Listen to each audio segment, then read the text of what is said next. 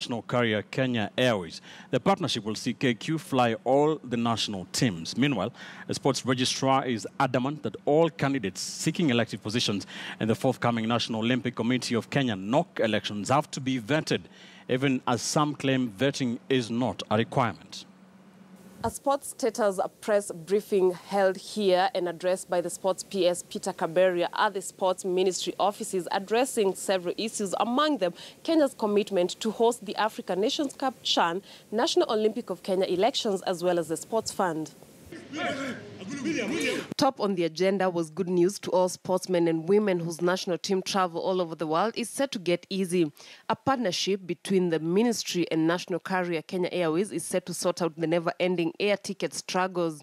Commercial agreement that will see KQ fly all Kenya teams, not just the hockey team, but all Kenya teams, to the various destinations they fly to. I think as we bring medals, we will bring them with some degree of comfort, and Kenya Airways will be responsible for that.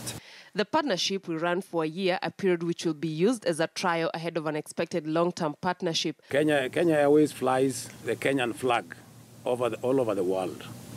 Our athletes and sportsmen and women fly the Kenyan flag all over the world. So with this kind of combination and this kind of partnership, I think it's going to be a very good outfit out there. Moving to the eagerly awaited NOC elections, the Sports Permanent Secretary Peter Kaberia reacted to accusations that the ministry interfered with the aborted May NOC elections. We have no intention to lock anyone out. We are colluding with no one. We're just strictly operating within the law, and we will follow the law. The elections will be conducted in accordance with the sports law. A NOC General Assembly meeting held on Tuesday opened doors to aspirants who were not on the initial May election list. Despite allowing the Center for Multi-Party Democracy to carry out the elections, NOC Vice Treasurer Stephen Soy, who had been locked out of the elections following the Rio Olympic Games fiasco, said CMD had no mandate to vet aspirants. When we are talking about vetting, we don't understand.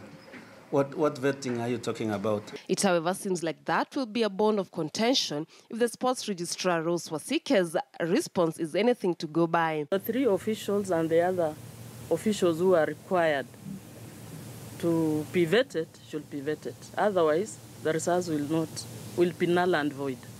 As for the African Nations Cup CHAN, the government says it remains committed to ensure the tournament will be held in the country, despite the back and forths. We are still on course. We're still the host up to now, and until there is a report otherwise, support us.